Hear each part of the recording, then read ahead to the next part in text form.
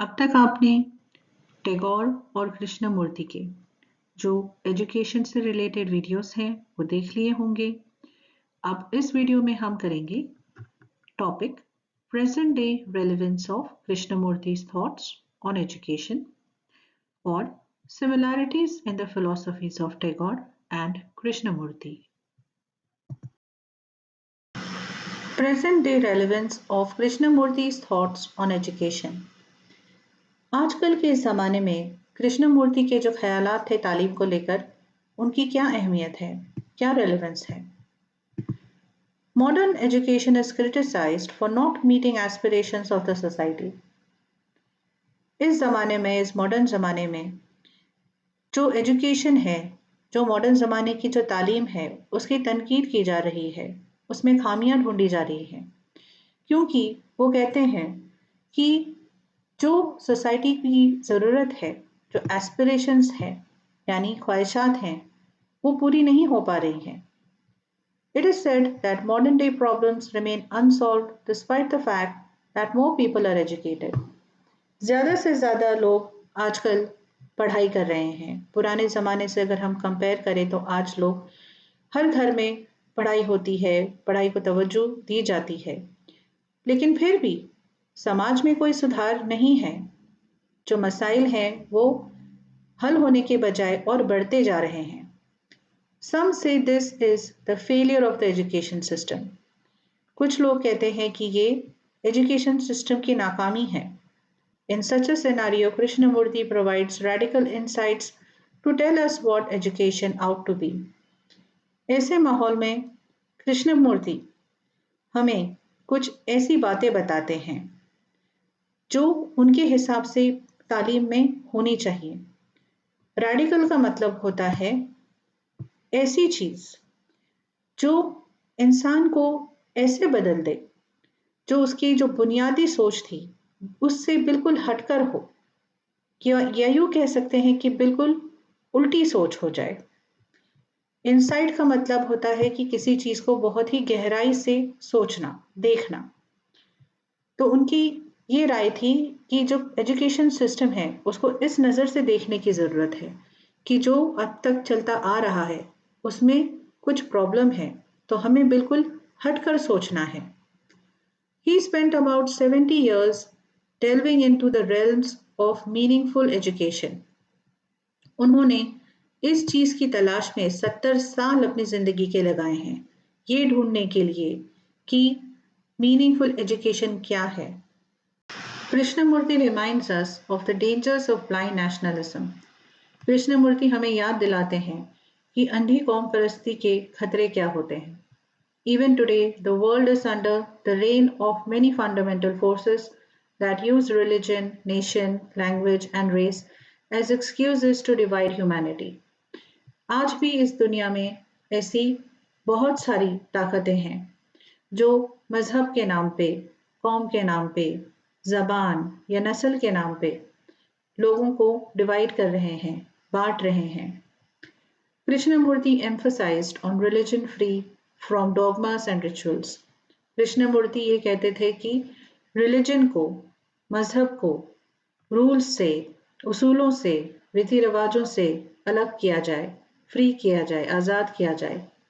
He asked people to be free from conditioning caused by such beliefs.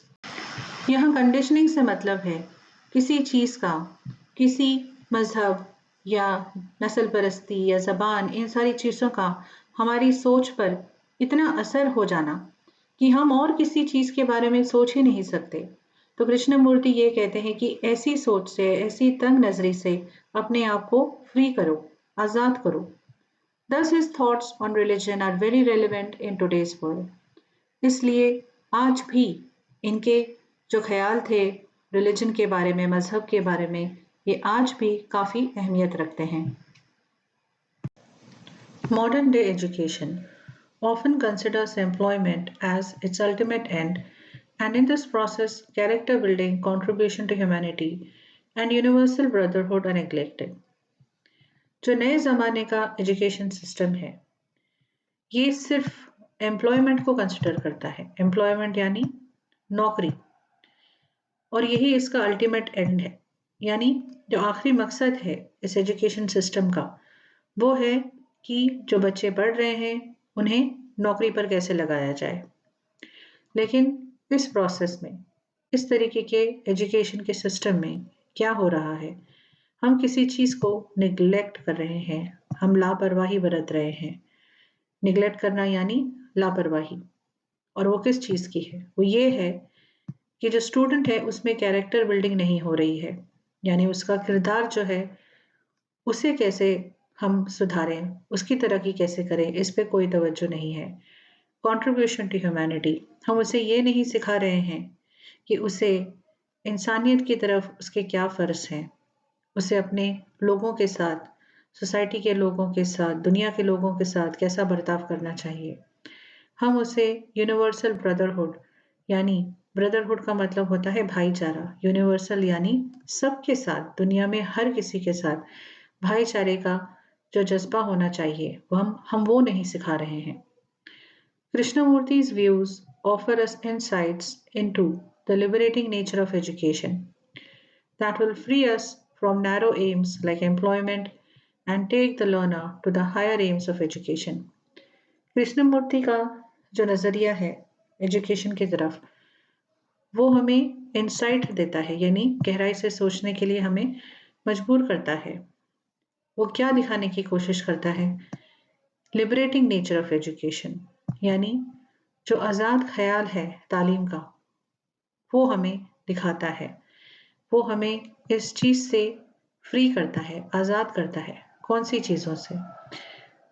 जो narrow AIIMS, यानी जो तंग नज़रिया मकसद हैं कि सिर्फ तालीम हासिल करने से हमें एम्प्लॉयमेंट चाहिए, नौकरी चाहिए। ये जो गलत चीज़ हो रही है, इससे हमें आज़ादी चाहिए। और इससे आज़ादी के लिए जो है कृष्णमूर्ति के जो व्यूज़ हैं वो हमारी मदद कर सकते हैं।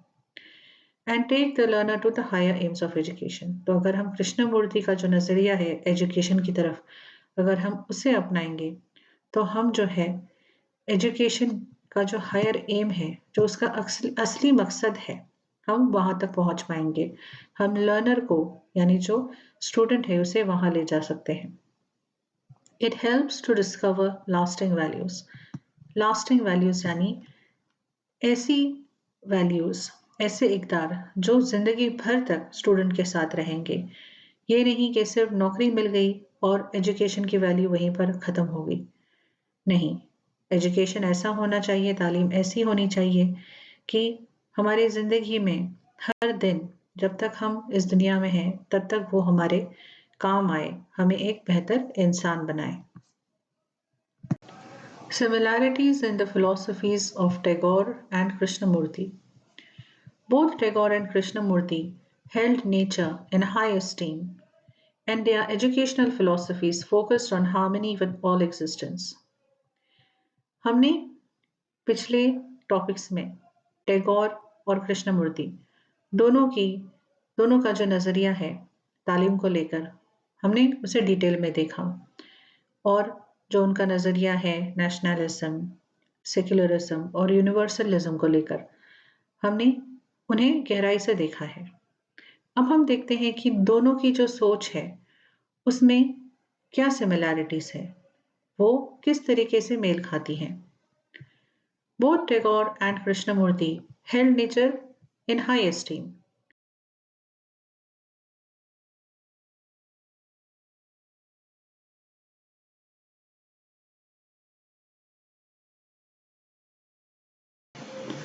टैगोर और कृष्णमूर्ति दोनों ही कुदरत का बहुत एहतराम करते थे और उनके तालीमी फ़लसफ़े में वो हार्मनी विद ऑल एक्जिस्टेंस, यानी हर एक मखलूक के साथ मिलजुल कर रहने पर वो बहुत जोर दिया करते थे। Both believed that true education lies in the freedom of the mind, और दोनों ये मानते थे कि सच्ची तालीम, हकीकी तालीम वो है जिसमें जो आपका जहन है वो आज़ाद है।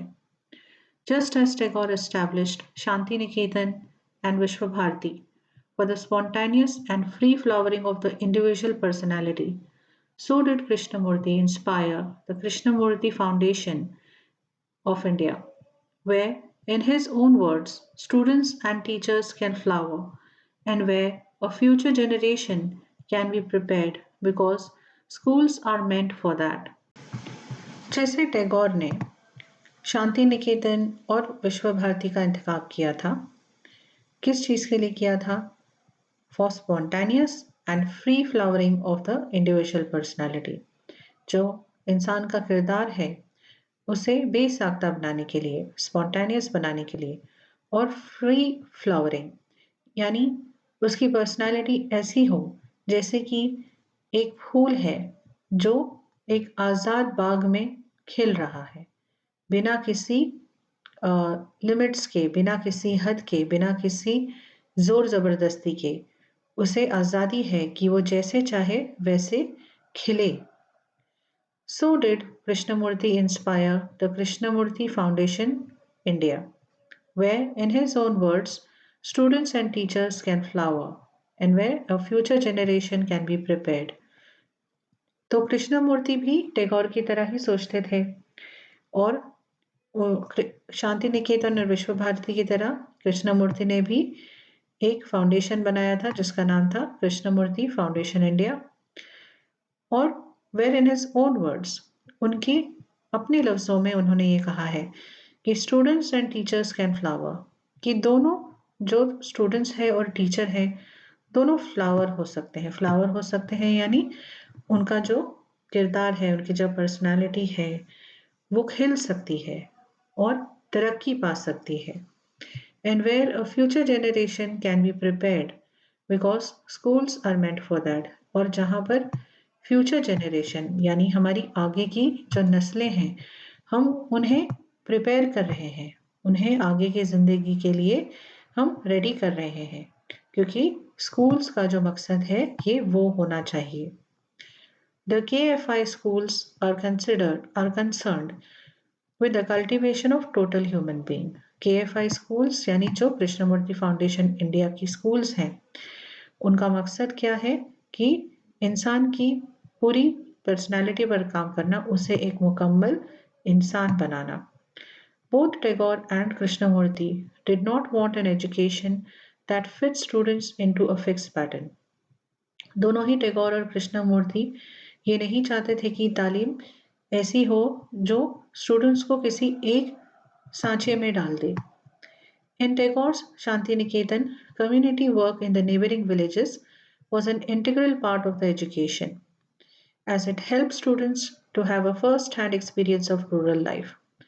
टैगोर के शांति निकेतन में कम्युनिटी वर्क कराया जाता था नेबरिंग विलेजेस में, यानी जो आसपास के गांव थे वहां पर बच्चों को ले जाया करते थे और वहां पर वो कुछ काम किया करते थे जो गांव की भलाई के लिए होता था।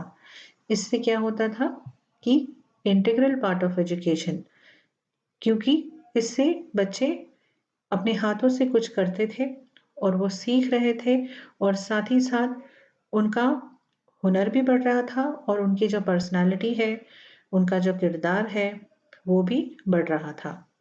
As it helps students to have a first hand experience of rural life, और इससे क्या हो रहा था कि रूरल लाइफ क्या होती है, देहाती जिंदगी क्या होती है, उसका उन्हें फर्स्ट हैंड एक्सपीरियंस मिल रहा था।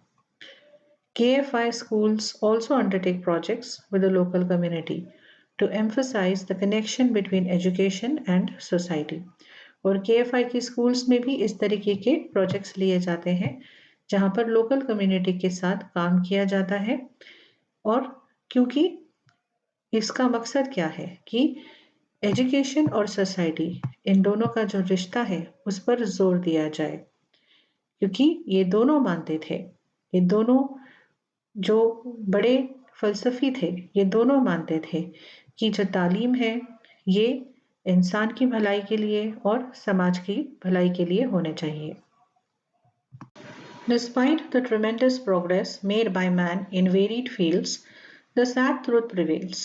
Man is not truly happy.